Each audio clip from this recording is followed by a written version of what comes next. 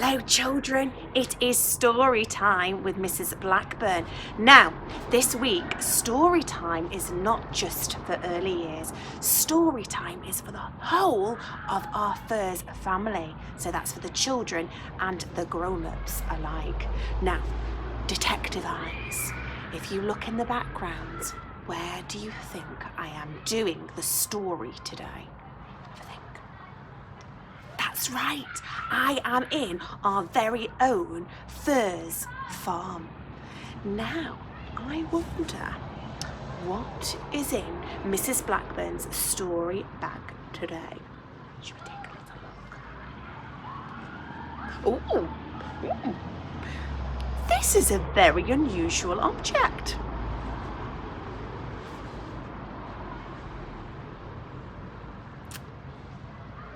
Is it a fruit or is it a vegetable?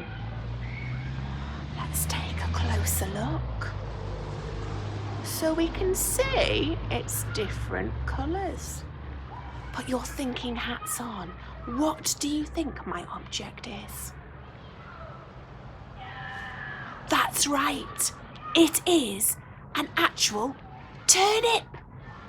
Now, the story that I'm going to read today is not just about a small turnip, it is about an enormous turnip. So, are you sitting comfortably? Then I will begin. So today's book, The Enormous Turnip. I'll be ready for this. This is exciting. One rosy pink morning, a farmer whistled his way to work, and it was time to pick up some turnips. You see that? So he's very happy, whistling a nice tune. Can you whistle? Now, the farmer, he grabbed the turnip's leaves in both hands and he heaved with all his might. Oh, but the turnip didn't budge. So can you see him pulling that turnip out of the ground? Oh, he's trying really hard. But nothing happened. I'd better give him a hand, said the farmer's wife. So she hugged the farmer. He grabbed the turnip and they both tugged. And they tugged and, the turnip didn't budge. Oh my goodness, this is not good, is it? Now Jack was watching from the apple tree. Come and help, said his father. So Jack dashed across the fields and he took hold of his mother's skirt. His mother hugged the farmer. The farmer grabbed the turnip. They tugged. And they tugged.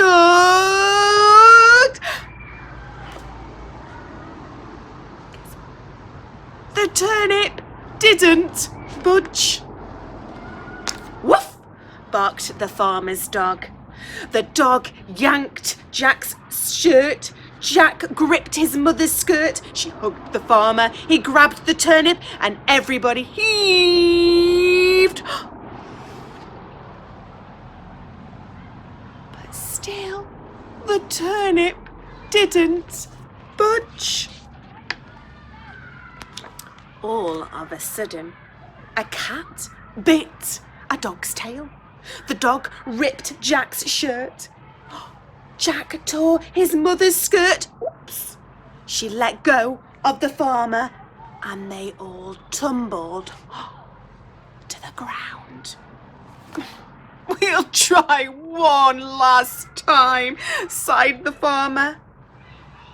Just then, a little robin flew by.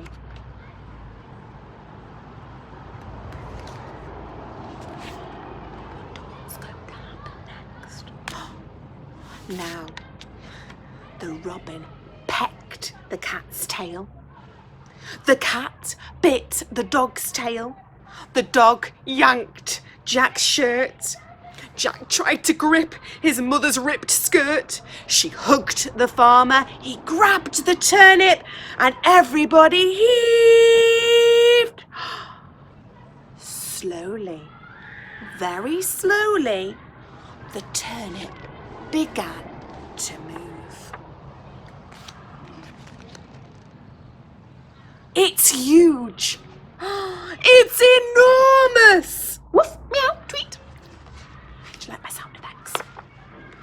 At long last, the sun slipped out of sight and the turnip popped out of the ground. Can you see that? Now, everybody slept well that night. You see them all sleeping. Now, the following day, Jack and his mother chopped up the turnip and they had turnip soup for lunch, turnip soup for supper, and turnip soup for breakfast. Every day and for a month. And you can see the dad there saying, "Next year I'm growing carrots." It really was an enormous turnip. Okay.